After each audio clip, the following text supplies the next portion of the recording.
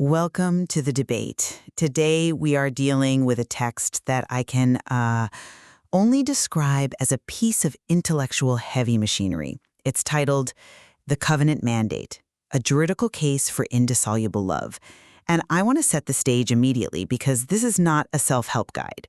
And it's certainly not a book on how to be happy. It is a legal and specifically a juridical argument that challenges the very foundation of how the modern world defines relationships. The central inquiry is, terrifyingly simple. Is marriage a contract designed for human flourishing, or is it a non-revocable status under divine authority that operates entirely independently of your happiness, your safety, or even your spouse's behavior? It is a heavy one. Honestly, reading through this, I felt a genuine tension. The text essentially argues that the way we handle divorce, even for what we consider very justifiable reasons, is based on a fundamental category error, an error about what love actually is. It argues that if you have an exit clause for any reason, you do not have a covenant, you have a contract. And the author is relentless in chasing that logic down to its absolute and frankly stark conclusion. Relentless is the right word. And to be clear on our rules today, I'll be representing the text's core thesis. That thesis is that covenant love is a specific juridical status. It is a commitment under authority that cannot be revoked by human will.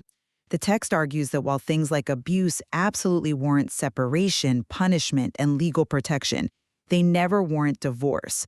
My position today is that this is the only intellectually consistent way to define the word covenant. If you can break it, it wasn't a covenant to begin with. And I'm going to take the other side. Because while I admire the internal logic, it's constructed like a steel trap. I think it fails the stress test of lived reality. I'll be looking specifically at the text's definitions of free will and judgment. The text admits we can separate for safety. It admits we can punish wrongdoing. But if you have a marriage where the two people are permanently separated, maybe for decades, and the covenant only exists on paper, is that a bond or is it a legal fiction? I guess the question is the text prioritizing the definition over the people? That is the right question to ask. But let's start with the definitions because the text is very precise here, and we need to get our terms right. In Section 2, the author draws a hard line between conditional love and covenant love. The argument is that conditional love is any relational commitment that is contingent on terms. The text is ruthless here. It doesn't matter if the terms are shallow, like as long as I feel happy, or substantial, like as long as you treat me with respect. The argument is structural. If the relationship dissolves because a condition failed, the text explicitly labels that contract law. Right.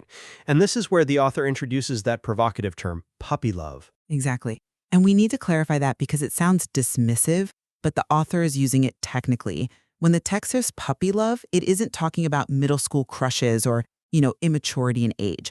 It defines puppy love as emotion-conditioned attachment. It's a structural definition. The operating system of puppy love is, I love you while you provide me with this gratification, or I love you because you are this way. The text argues that almost all modern marriages, even the serious ones, are actually just legally binding puppy love because they're built on the premise of reciprocity. That is a bold accusation to make against millions of married people. It is. But look at the evidence the text provides. It points to the exit strategy. If I can leave because you stopped making me feel loved, or even because you stopped acting like a spouse, then my commitment was never to you. It was to the experience of being with you. That is the blinkest takeaway here. Covenant love is defined by the fact that it is not annulled by adversity. The text cites the ultimate precedent, God and Israel. God was betrayed, cheated on, rejected, and replaced with idols, but he never filed for divorce. The text argues that if God is the model, then indissolubility is the standard, not an option. I understand the structural argument. If you build a house on a foundation of if, the house falls when the if disappears. I get that. But I want to push back on the human cost of this logic. The text is rigid, but then in Section V regarding abuse, it seems to try to thread a very, very difficult needle. It explicitly calls for abuse to be punished, exposed, and for victims to be removed from danger. Correct. The text is not advocating for passivity or enabling. It's actually quite aggressive about justice. But that distinction feels incredibly thin to me. If the text demands separation for safety and enforcing consequences, you are functionally ending the marriage. You're living apart, you're financially separate, you might even involve the police. My issue is with the text's definition of free will. It defines free will as God allows rejection without approving it. Okay, fine. But does a covenant require mutual participation to exist? If I reject the covenant and you separate for safety, the bond remains on paper. But does it exist in reality? Or are we just, I don't know, worshiping the paperwork while the house burns down? Well, that objection leads us right into our core debate. I want to double down on that first point regarding the structure of love, contract versus covenant. You asked if we are worshiping the paperwork. The text would say we are honoring the authority. You mentioned that the distinction between separation and divorce is thin. The text argues that distinction is everything. It's a difference between a pause and a death. But let's look at the conditions the text mocks. It lists, as long as my needs are met, right alongside, as long as you act right. It groups them all under puppy love. And I'm sorry, but I just don't buy that moral equivalence. Is requiring my spouse not to hit me really emotional gratification? The text seems to collapse fundamental survival needs into the same bucket as feeling butterflies. It feels like it's flattening the human experience just to make the logic work. I see why it feels that way. But look closer at the logic. The text distinguishes between terms of existence and terms of relation. When the text talks about for worse, the traditional vow, it argues that phrase has a specific legal meaning. For worse exists specifically to exclude conditional exits. The text argues you can have distance if necessary without dissolution. The condition you mentioned, I will stay in the house only if I am safe, is a condition for proximity. It is not a condition for the covenant itself. The text says the bond remains even when the proximity is broken. But isn't that just a semantic game to avoid the reality of a broken relationship?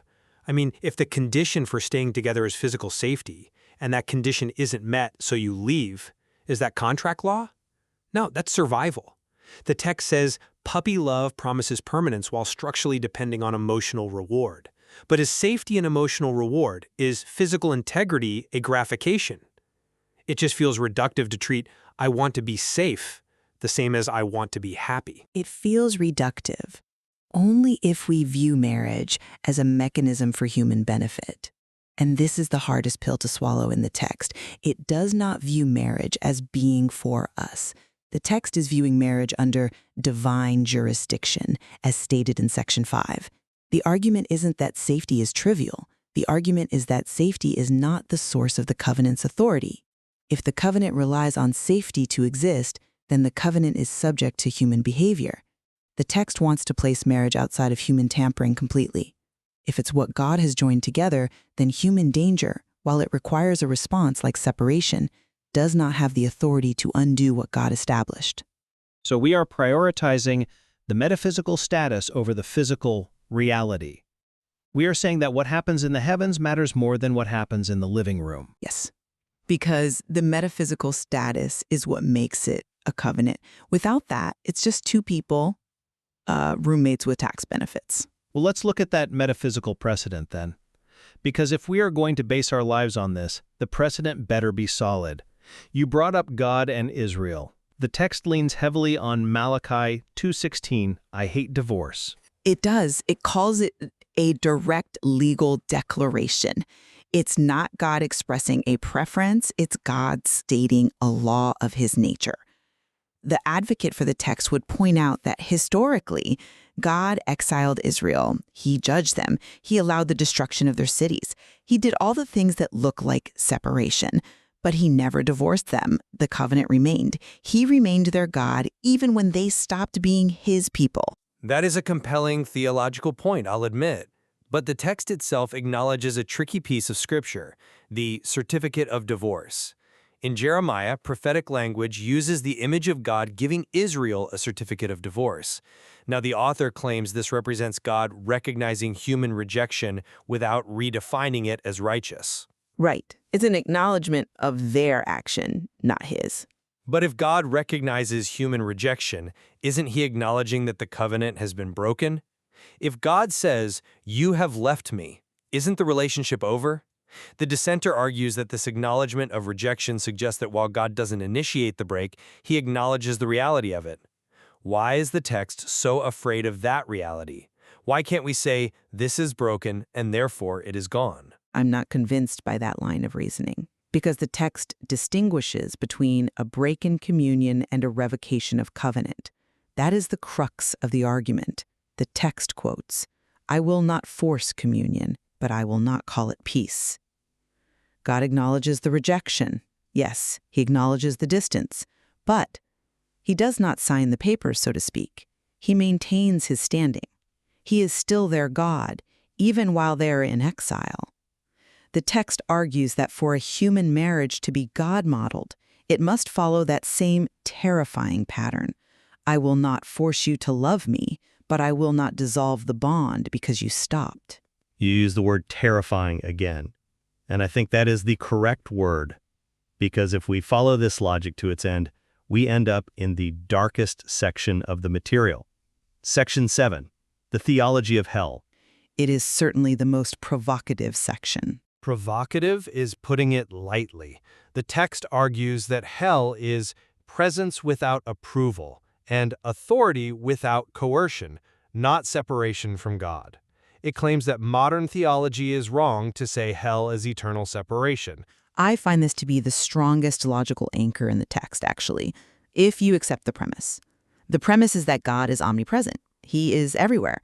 Therefore, he must be in hell. So hell cannot be the absence of God. It must be the presence of God as judge rather than lover. Right, but look at how the text applies that to marriage. The logic is God never divorces humanity. Not in Eden, not in Israel, and not even in hell. He remains the authority over everyone. Even the damned are subject to his authority. They just reject his communion. If God never accepts a divorce from his creation, if he never says, "You are no longer mine to judge," then human marriage cannot claim divorce is a godly option. But consider the implications of that for a moment. It is chilling. The text says hell is presence without approval. It suggests this creates a valid model for a broken marriage. If the text posits that a marriage can mirror a hell dynamic, binding authority without communion, and still be considered valid, are we not stripping the word marriage of all its goodness? Are we saying a marriage where two people are miserable, separated, and judging each other is holy just because the paperwork wasn't filed? You are framing it emotionally, which the text explicitly asks us not to do. The text opens with, "This is not a discussion of compassion. This is a question of definition." The advocate would argue that yes, a marriage that mirrors that dynamic is holy in the sense that it remains true to the definition of covenant. It isn't happy, it isn't functional, but it is covenantal. The text argues that hell itself follows the same covenant logic. The point isn't that marriage should be hell. The point is that even if it becomes like hell, the covenant logic doesn't snap. The bond is stronger than the misery.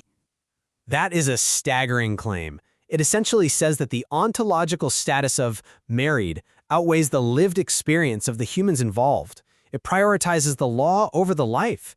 It suggests that God is more interested in the correctness of the definition than the condition of the people. Because the lived experience is conditional and fleeting. The status is eternal. That is the hierarchy the text establishes.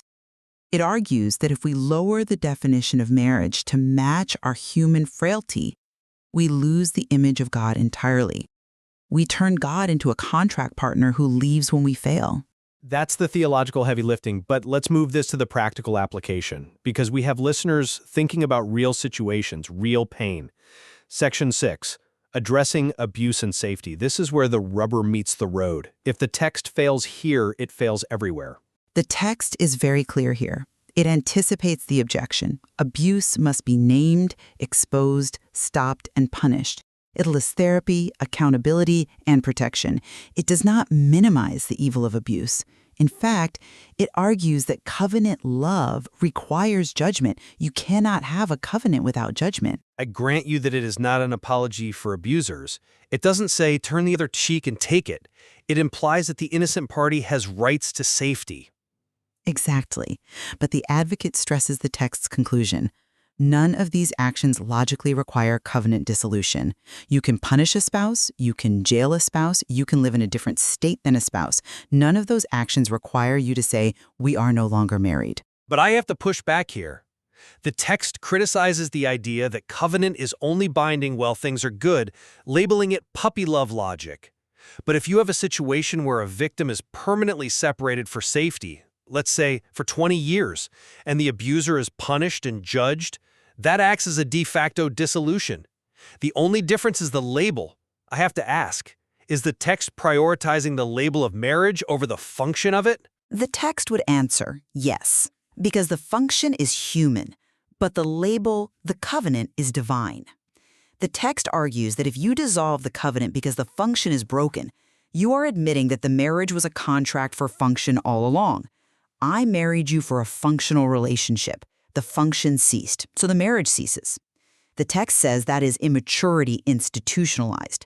It says we are incapable of holding a commitment that doesn't pay us back. So, in this framework, a person could be legally married to someone they haven't seen in a decade, who they are protected from by a restraining order, and that is considered a success of covenant keeping. Not a success of relationship, but a success of definition. It is a success of integrity. The text quotes, "Covenant love disciplines, judges, distances if necessary, but does not dissolve. The success is that you did not break your word, even when the other person broke theirs. You maintained the God posture, I will not revoke."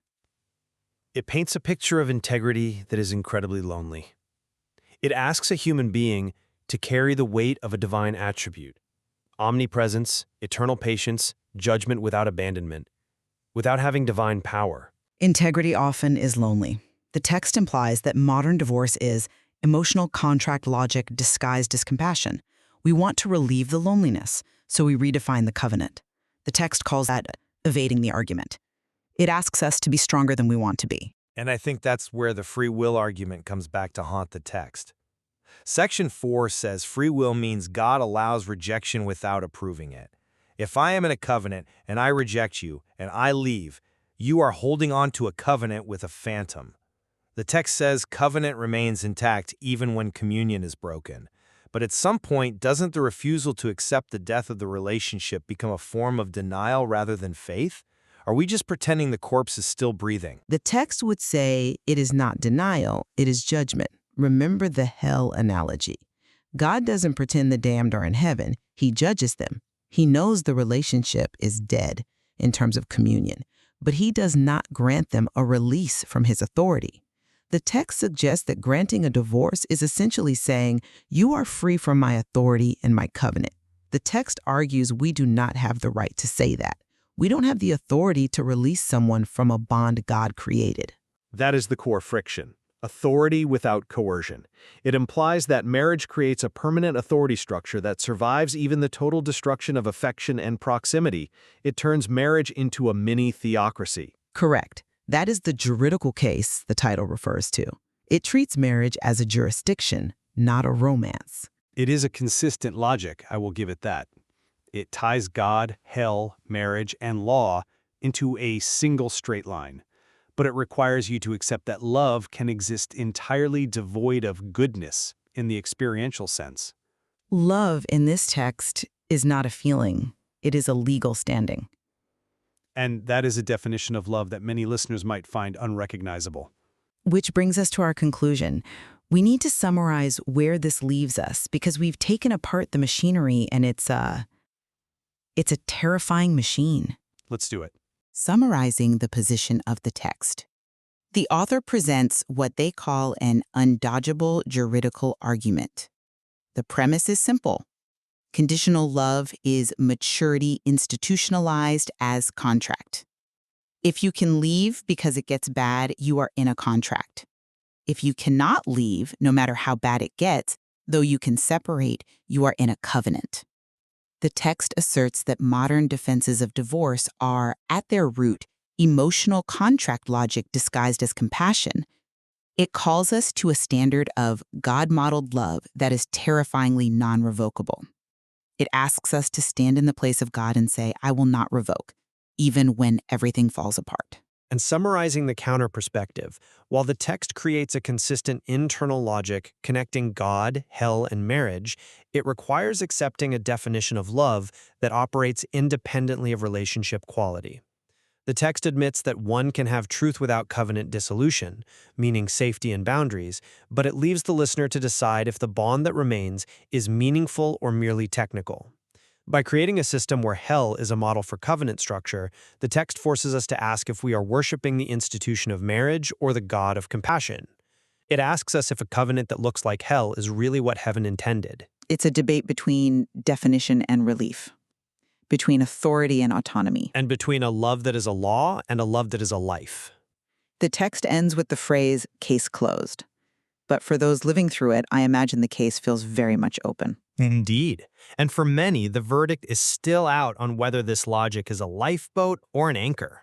We leave it to you, the listener. Is marriage a contract for happiness or a non-revocable status under divine authority? Thank you for listening to the debate. See you next time.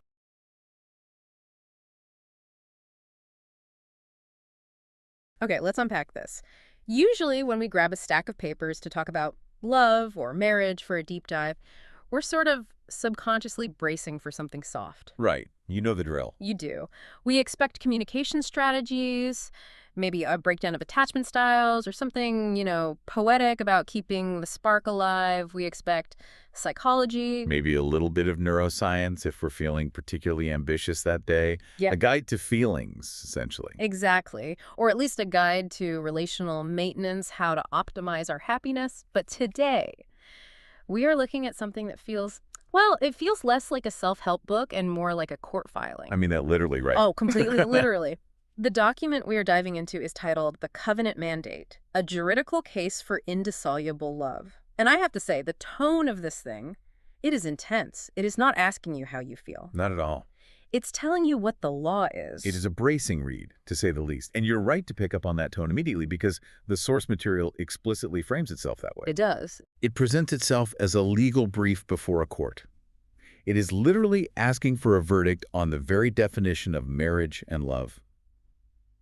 And it is not interested, not even a little bit, in the romanticized version of those things. No. It's interested in the structural, almost mechanical definition of what binds two people together, or, as we'll see, what binds a person and God together. That's what jumped out at me immediately in the statement of the issue. It says right at the top, and I'm quoting here, "This is not a discussion of compassion. This is a question of definition, authority, and consistency." That is such a hard pivot from how we usually talk about relationships in the modern West. We prioritize empathy, understanding, emotional resonance.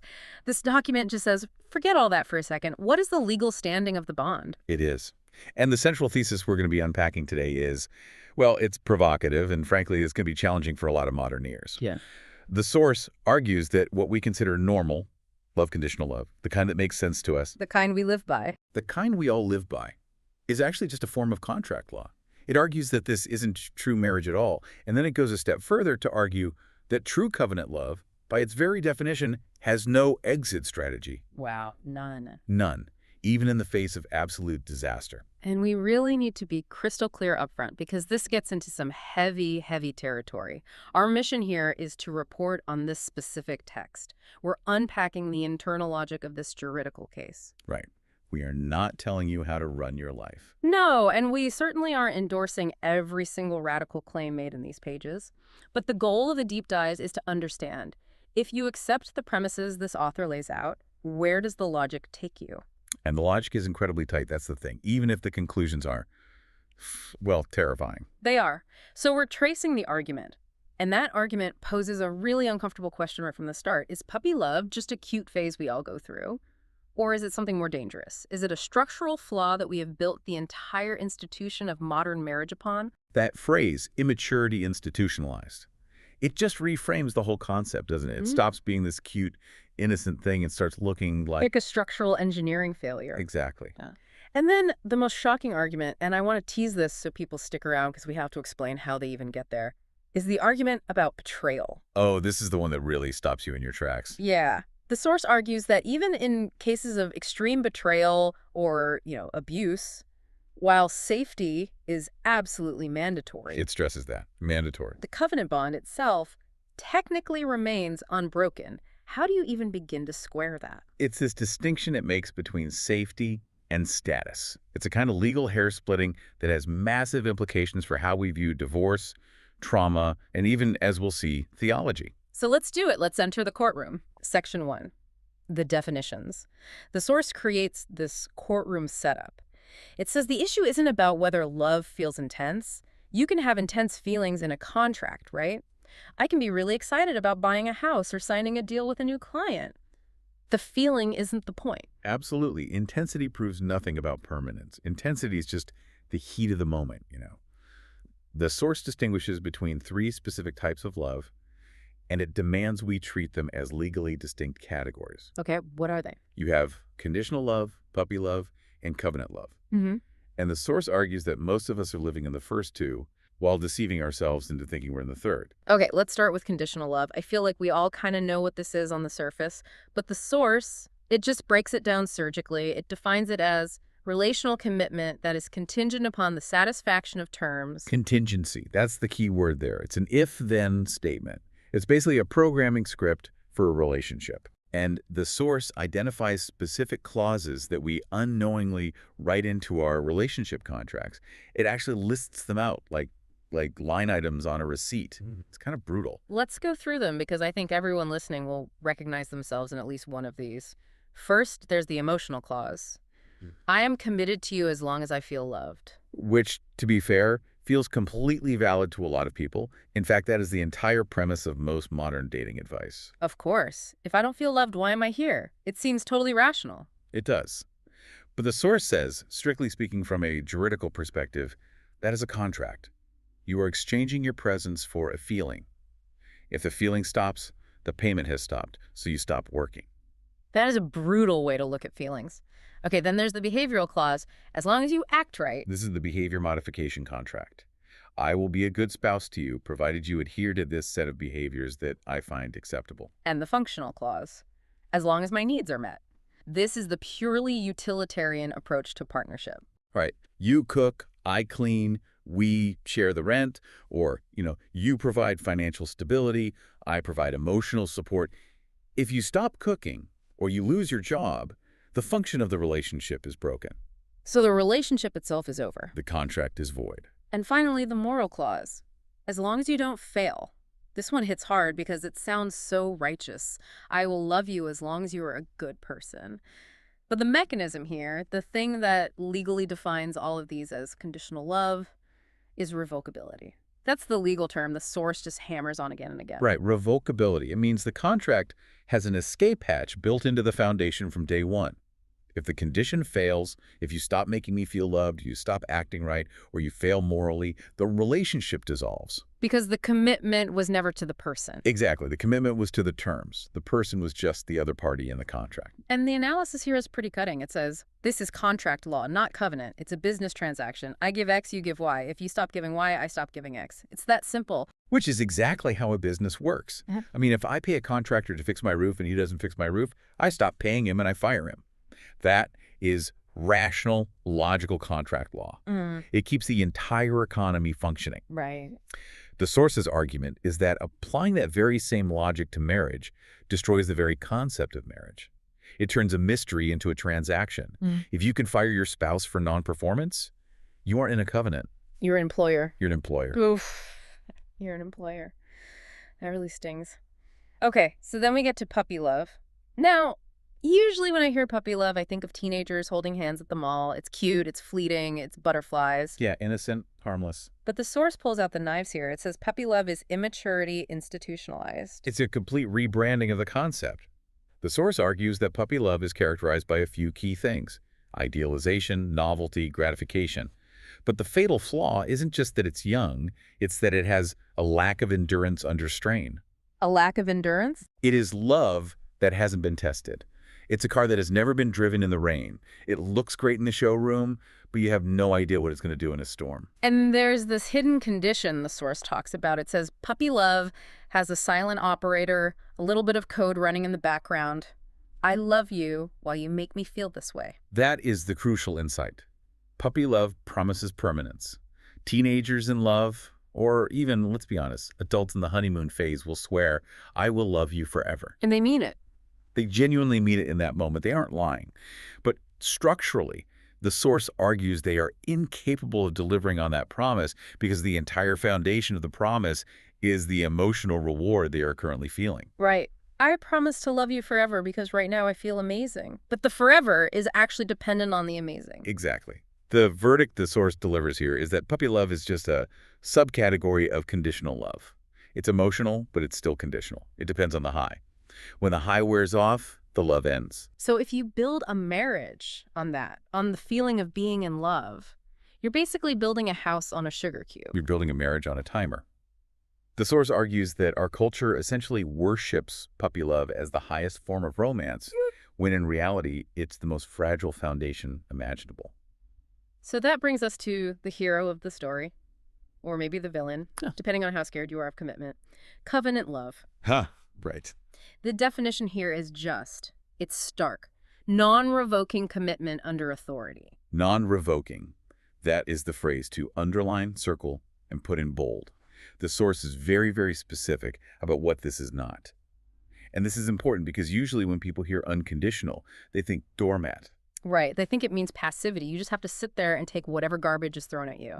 Oh, you covenanted to me, so I can treat you however I want, and you can't leave.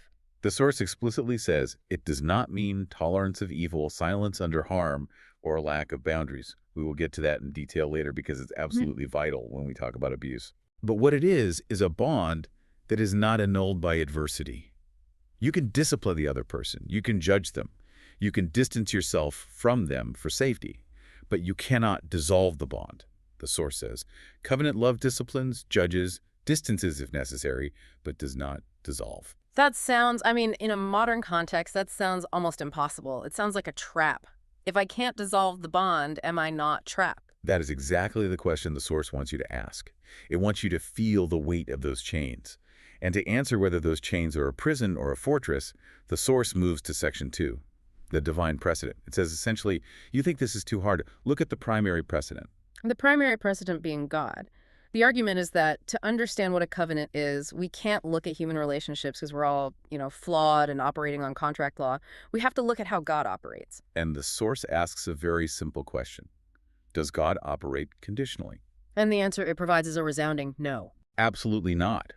The source argues that if God operated on contract law, humanity would have been fired thousands of years ago for breach of contract. This brings up a Bible verse that gets thrown around a lot in these discussions. Malachi 2.1 says, I hate divorce. I've heard this used to shame people, honestly. It's been weaponized in a lot of communities. Oh, for sure. But the source interprets it differently. It's not an emotional statement. Oh, it treats it as a legal declaration. The source emphasizes that God doesn't say, I dislike divorce or I tolerate it under certain circumstances. He names it as violence against covenant. It's an ontological statement. What do you mean by that? Ontological? It's saying that divorce is an assault on the very nature of reality that God created. It is an attempt to tear apart something that has been fused at a metaphysical level. It's not just breaking a promise. It's trying to unexist something. But then you have to deal with the obvious counter-argument. God gets angry. God judges. God punished Israel. So how is that not a form of breaking up? This is where the case study of Israel comes in. And the source lays out the evidence like a prosecutor. What did Israel do? This wasn't just a little fight. Yeah. They committed idolatry. They practiced systemic injustice. They murdered the prophets God sent to them. If you want to talk about grounds for divorce, in a modern court, God would get full custody, all the assets, and a permanent restraining order. Right. It wasn't we drifted apart. It was deep, systemic betrayal. They essentially married other gods while still being married to him. Extreme betrayal. Yeah. And what was God's response? The source listed out. Discipline, exile, the destruction of cities. There were consequences, severe, painful consequences. He kicked them out of the house, the promised land.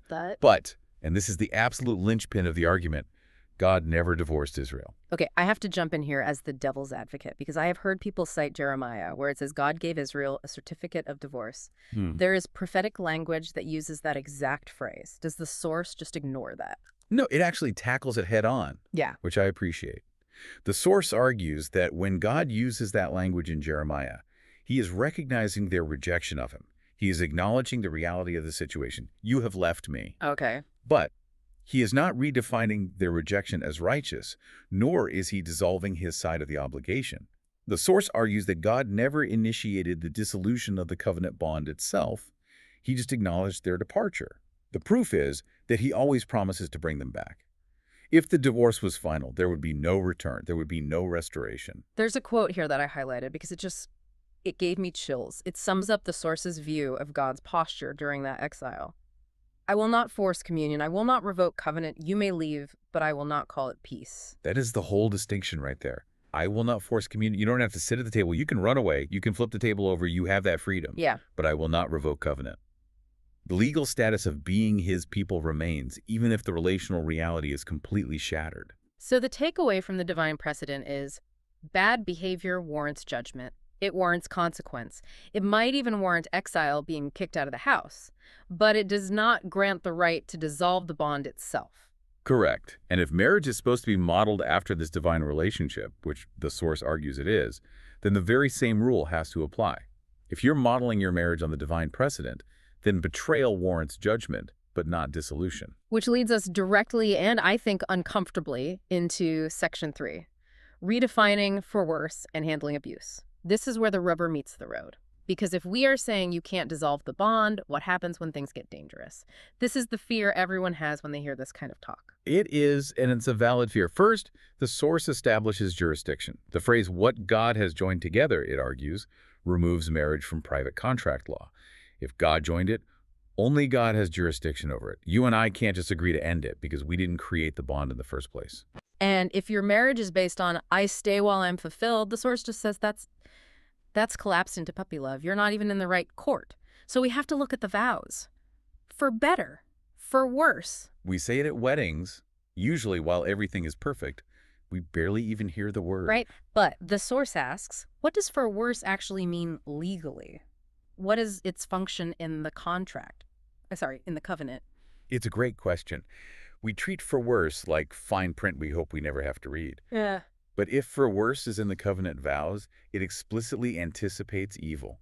It explicitly anticipates that things might go really, really wrong. So you can't use the fact that things went wrong as a reason to void the agreement. Exactly. The agreement specifically covered that scenario. It's like buying insurance for a fire, and then the insurance company canceling your policy because you had a fire. The entire point of the clause was to prepare for that eventuality. But, and this is a huge screaming, but what about abuse? Does for worse mean enabling abuse? Does it mean staying in danger? Because that is the fear. That covenant is just a fancy word for a trap. The source is extremely, almost violently emphatic here. No, for worse does not mean enabling abuse or staying in danger. So what does it mean? The source redefines for worse as an action plan. It means confronting evil. It means enforcing consequences. It means requiring repentance. It means imposing boundaries. It means protecting the vulnerable. Okay, so you fight the worse. You don't just passively accept it. Exactly. You fight it with everything you have. But the one thing for worse exclude, by its very nature, is conditional exit. The clause exists specifically to block the exit door when things get bad. You can kick the person out of the house, you can call the police, you can drag them to court, but you cannot say, we are no longer married. This brings us to the most crucial and probably most controversial nuance in the entire document, the distinction it makes between safety and status. This is the legal cornerstone of the whole argument regarding abuse. The source demands, it uses the word mandate, that abuse be named, exposed, stopped, punished, and treated.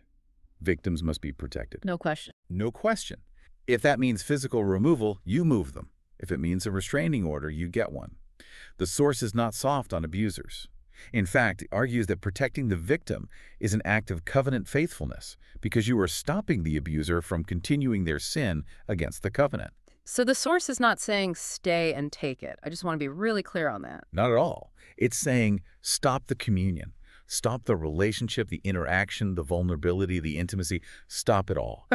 But the logical leap the source refuses to take is that these necessary life-saving protective actions require the dissolution of the covenant bond. So you can have separation for safety, you can have therapy, you can have accountability, you can live in different states for the rest of your lives, but the covenant fidelity, the legal fact of the marriage, remains intact. Right. Think of it like citizenship.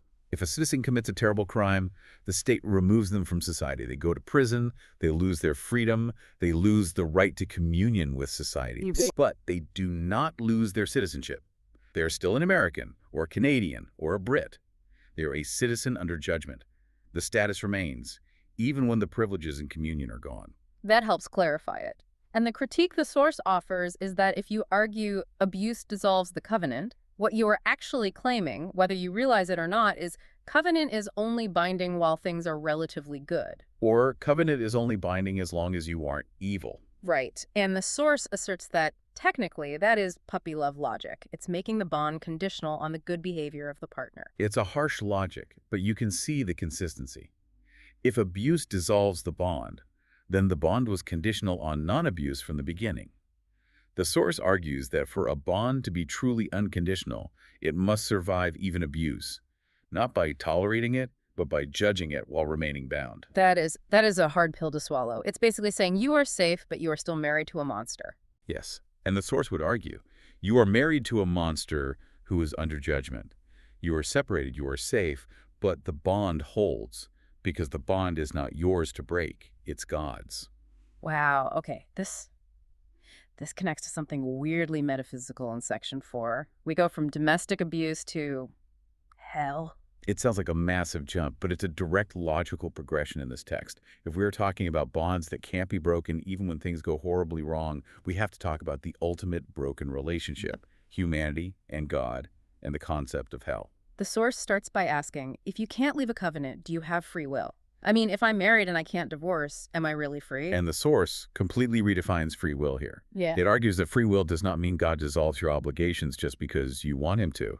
It doesn't mean God blesses your rejection. So what does it mean? True free will, in this framework, means God does not coerce love. You are free to reject him. You are free to walk away. Yeah. But your rejection does not force him to own the relationship. You have the freedom to be unfaithful, but you do not have the freedom to make him unfaithful. So it just changes the nature of the relationship. It goes from communion, which is happy and connected and peaceful, to judgment. Exactly. And this leads to the source's takedown of what it calls the false doctrine of hell.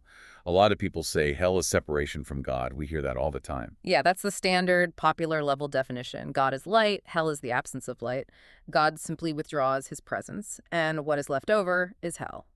The source says this is factually, biblically wrong based on the non-revoking theory. It offers 3 grounds for rejecting that idea. First, as we've established, God does not divorce. He doesn't just walk away and say, I'm done with you. Okay. Second, Scripture says God actively destroys both body and soul in hell. He's doing the judging. He hasn't just left the room. And third, and this is the big one, judgment occurs in the presence of the Lamb. In the book of Revelation, the judgment is happening right in front of God. It's not happening in his absence. So hell isn't God leaving, hell is God staying. Yes. The source defines hell as divine authority exercised without forced reconciliation.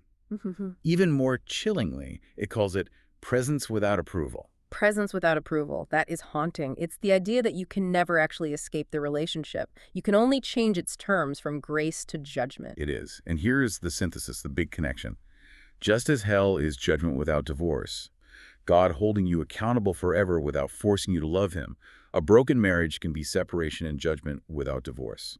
The structure is identical. So if you separate from an abusive spouse, you are essentially enacting a small human version of that divine judgment. Yes, that's the argument. You are saying, I am not leaving the covenant, but I am removing the peace. I am removing the communion. We are now in a state of judgment. Precisely. You are mirroring God's posture toward Israel in exile. You are mirroring God's posture toward the unrepentant in eternity. You are maintaining the legal status of the bond while rejecting the behavior and removing all the benefits of the relationship. It elevates separation from an act of quitting to an act of justice. Man, that is a heavy, heavy framework. It completely reframes the spiritual weight of separation. It's not I'm quitting, it's I am enforcing the terms of the covenant through distance. Right. And that leads us to the final section, section 5, Yeah. the final verdict. The source tries to wrap this all up into a logic chain that it claims is undodgeable. It lays it out like a syllogism, like a mathematical proof. Let's recap the points just to make sure we have the whole picture in front of us. Let's do it. Point 1, conditional love is a contract. It's based on if you do this, then I do that. Check. Point 2, puppy love is just emotional conditional love. It's if I feel this, then I do that. Also a contract. Yep. Point 3, God models non-revoking covenant. He judges, but he does not divorce. That is the divine precedent. And point 4, abuse demands consequence and safety, but not dissolution. You protect the victim, but you don't break the bond. You shift from communion to judgment. And then point 5, and this is the kicker. Modern defenses of divorce are emotional contract logic disguised as compassion. Ouch. That's the most pointy critique of our entire culture in the whole document. It really is. It argues that when we try to justify divorce because of unhappiness or even because of very real, very bad behavior, we're using the logic of the marketplace. We're saying the deal was broken, so I'm out. The source says that logic has no place in a covenant. It argues that compassion is important, but compassion cannot rewrite the definition of reality. So the juridical conclusion is case closed. The verdict finds that a marriage that dissolves under conditions, any conditions at all, was never a covenant in the biblical sense to begin with. It was a contract. It was a contract based on the puppy love structure. It's a total invalidation of the modern approach to marriage. It claims we are essentially play-acting at covenant while living by the rules of contract. We say, till death us do part, but we mean until I'm unhappy or until you mess up. So after all of that, what does this all mean for the listener? We've walked through this dense, legalistic, almost terrifying argument. Where does it leave us? I think it strips away the romance. That's the main takeaway for me. It replaces the soft focus of love with an unbreakable, sometimes terrifying legal reality. It makes marriage look less like a fairy tale. And more like being handcuffed to someone for a three-legged race that lasts forever? Exactly. And you have to figure out how to run together because you can't get uncuffed. It challenges you to look at your own relationships right now. Are you operating on a contract basis? I do this if you do that. I'll stay as long as my needs are met. Or are you operating on a covenant basis? I am here regardless of what you do. And that is the hardest question to answer, honestly. Because contract basis is safe. In a way, it gives you an out. It lets you protect your ego and your future. Covenant-mimesis is dangerous. It locks the door. It forces you to deal with the person in front of you because you cannot replace them. There is no plan B. No plan B. And that leads us to our final provocative thought for the day. If this source is right, and love is not a feeling, but a juridical status that cannot be revoked, does that make love a prison? Or is that the only thing that actually makes it safe? That's the paradox, isn't it? Because if you can leave for a good reason, whatever you define that as, then the love was never unconditional to begin with. You were just waiting for the condition to break. You were just waiting. If there is a back door, you're always wondering if the other person has their hand on the handle. You're always performing to keep them in the room, always wondering if you're meeting the terms of the contract. If there is no exit, then you are forced to deal with the reality of the other person no matter how ugly it gets.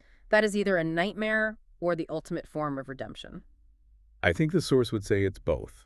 Just like God's relationship with us, He can be a nightmare of judgment or a redemption of grace, but the one thing it can't ever be is over. Well, on that cheerful note, thank you for diving deep into this heavy legal brief on love with us. It's certainly given me a lot to think about regarding how I even define the word commitment. Same here.